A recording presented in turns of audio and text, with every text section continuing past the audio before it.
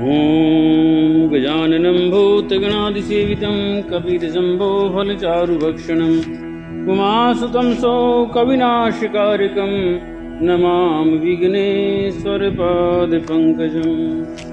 सर्वमङ्गलमाङ्गल्ये शिवे सर्वार्थसाधिके शरणे त्र्यम्बके गौरी नारायणी नमोस्तुते। जय जय जय श्री राधारमण, जय जय नवल किशोर, जय जय जय चित चोर प्रभु, जय जय माखन चोर। कृष्णाय वासुदेवाय हरे परमात्मने प्रणत क्लेशनाशाय गोविंदाय नमो नमः। श्रीमन्नारायण नारायण नारायण भजमन नारायण नारायण नारायण लक्ष्मी नारायण नारायण नारायण तुलसी नारायण नारायण नारायण। बोलो गोविंद भगवान की जय, विष्णु भगवान की जय, तुलसी महारानी की जय। कार्तिक महात्म्य 9वां अध्याय। इधर तो शिवजी और जलंधर के में भयंकर युद्ध हो रहा था, उधर वृंदा ने स्वप्न में देखा कि उसका पति समस्त अंगों में तेल मलकर नंगे शरीर भैंसे पर सवार होकर प्रेतों के साथ दक्षिण दिशा की ओर जा रहा है। यह सपन देख वृंदा अत्यंत चिंतित हुई। महल, अटारी, गौशाला तथा वाटिका आदि कहीं पर भी उसे चैन नहीं मिला। तब वह एक वन से दूसरे वन में जहाँ पहुंची, वहां उसने सिंह जैसे मुख वाले 2 राक्षस देखे। उन्हें देख वह सहसा भयभीत हो गई और एकदम वहां से भाग खड़ी हुई। आगे जाकर उसने एक तपस्वी और अब उसके शिष्यों को देखा। उसने अपनी रक्षा की प्रार्थना की। विनय सुनकर मुनि ने एक हुंकार से उन राक्षसों को भगा दिया। वृंदा ने विनय पूर्वक मुनि से कहा कि हे मुने, मेरे पति जलंधर तथा महादेव जी में घोर युद्ध हो रहा है, उसमें विजय किसकी होगी बताने की कृपा करें, क्योंकि आप सर्वज्ञ हैं। वृंदा के वचन सुनकर मुनि ने आकाश की ओर देखा। उसी समय 2 बंदरों ने आकर मुनि को प्रणाम किया और फिर मुनि का संकेत पाकर वे दोनों बंदर वहां से चले गए। उन्हें थोड़ी देर बाद वे दोनों बंदर आकाश की ओर से आए और उन्होंने जलंधर दैत्य का सिर तथा धड़ लाकर पटक दिया। वृंदा अपने पति के मृत शरीर को देखकर अत्यंत दुखी हुई और विलाप करती हुई पृथ्वी पर मूर्छित होकर गिर पड़ी। मुनि ने अपने कमंडल से वृंदा पर जल छिड़का तो उसमें कुछ चैतन्यता आई। तब वह पुनः विलाप करती हुई मुनि से कहने लगी कि हे मुने, जिसने देव, गंधर्व एवं विष्णु सहित 3 लोकों पर विजय प्राप्त की थी, वह शिव के हाथों से कैसे मारा गया? आप सामर्थ्यवान है, अतएव किसी प्रकार मेरे पति को फिर से जीवित कर दीजिए। तब मुनि ने कहा कि हे बद्रे, शिव जी के हाथ मारे हुए को जीवित करना असंभव है, परंतु फिर भी हम तुम पर कृपा करके इसको जीवित किए देते हैं। इतना कहकर मुनि अंतर्ध्यान हो गए और जलंधर जीवित होकर वृंदा के साथ प्रेमालाप करता हुआ आलिंगनबद्ध हो गया। वह सब जलंधर का नहीं था, वरन जलंधर के वेश में भगवान विष्णु थे। वृंदा जलंधर वेशधारी विष्णु के साथ उस वन में रमण करती रही। एक दिन मैथुन के पश्चात अपने पति के वेश में विष्णु को पहचानकर वृंदा अत्यंत क्रोधित हुई और बोली, तुमने मेरा पतिव्रत धर्म भंग किया है, इसलिए मैं तुम्हें श्राप देती हूँ। निश्चय ही वह कपट मुनि तुम ही थे और तुमने ही माया द्वारा 2 राक्षस बनाए थे।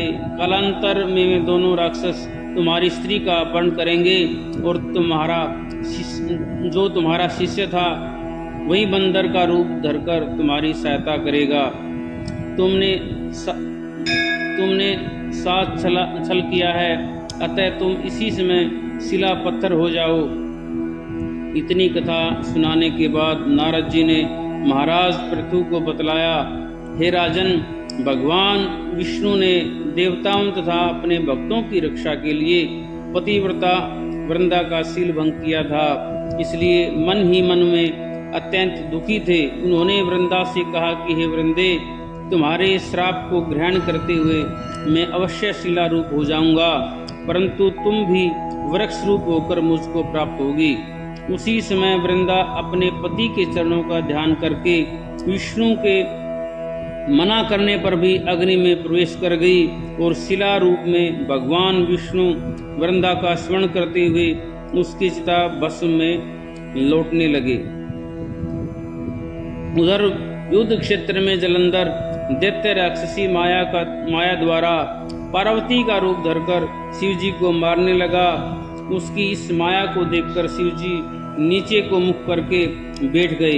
यही उचित अवसर जान जलंधर ने शिवजी पर अनेक बाणों से प्रहार किए। इस प्रकार शिवजी को संकटग्रस्त देखकर भगवान विष्णु तत्काल वहां आए और उन्होंने राक्षसी माया का शिवजी को बोध कराया। तब अचेत होकर शिवजी ने अत्यंत वेग से दैत्यों पर भयंकर बाण वर्षा प्रारंभ कर दी, जिससे भयभीत होकर शुंभ निशुंभ भी युद्ध क्षेत्र में भाग खड़े हुए।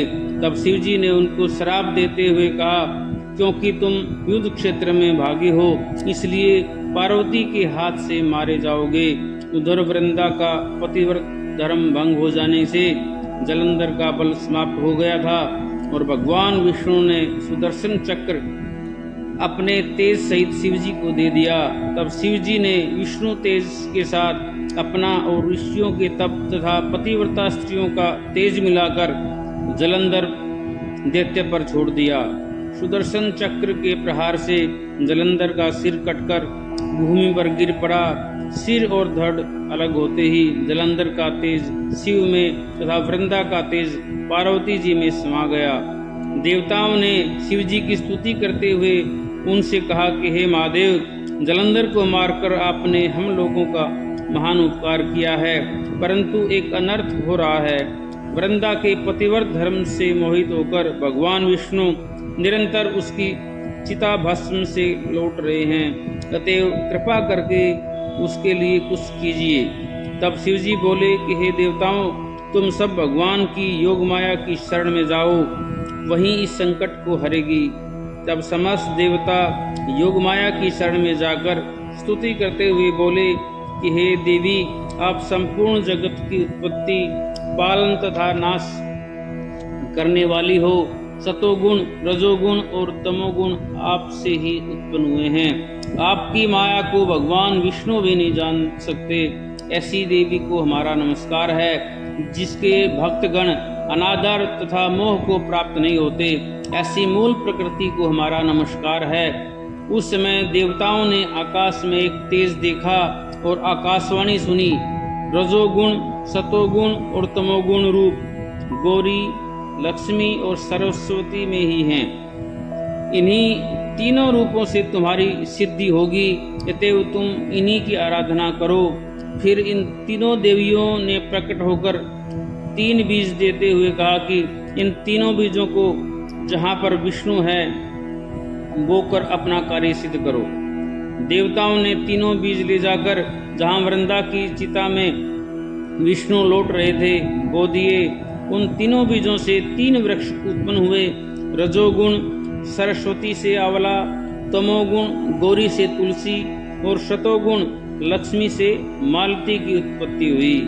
श्री लक्ष्मी जी ने अपना बीज ईर्षा युक्त होकर दिया था, इसलिए मालती भगवान की पूजा में निंदित तथा आंवला और तुलसी भगवान को अति प्रिय हैं। इस प्रकार वृंदा ने वृक्ष रूप हो भगवान शालिग्राम से संयोग किया। इसी कारण कार्तिक के उद्यापन में भगवान विष्णु की पूजा तुलसी के मूल में होती है। जिस घर में तुलसी का वृक्ष होता है उसमें यमदूत कभी नहीं आते। नर्मदा तथा गंगा जल और तुलसी का पूजन, ये तीनों कार्य समान हैं।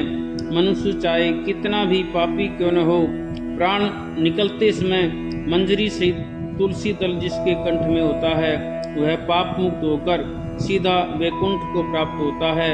जो मनुष्य अपने पितरों का श्राद्ध तुलसी और आंवले की छाया में करता है उसके पितृगण मोक्ष को प्राप्त हो जाते हैं। जो मनुष्य मंजरी युक्त तुलसी दल तथा आंवले का फल मुख में रखता है वह साक्षात विष्णु के समान है। जो मनुष्य कार्तिक मास में रुद्राक्ष की माला धारण करता है वह धर्म, अर्थ, काम तथा मोक्ष को प्राप्त होता है। तुलसी और आंवले का माध्यम स्वयं ब्रह्मा जी भी कहने में असमर्थ हैं। जो कोई श्रद्धा भाव से इस कथा को पढ़ता है या सुनता है वह भी अंतकाल में मोक्ष को प्राप्त होता है। बोलो नारायण भगवान की जय।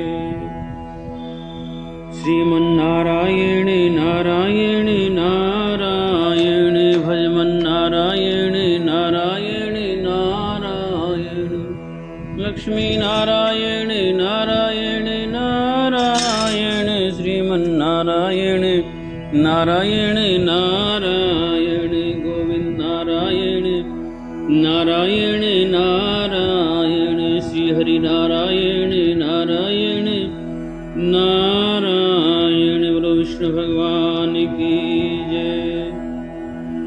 तुलसी मैया की जय। शालिग्राम भगवान की जय। इति 9 अध्याय संपूर्ण।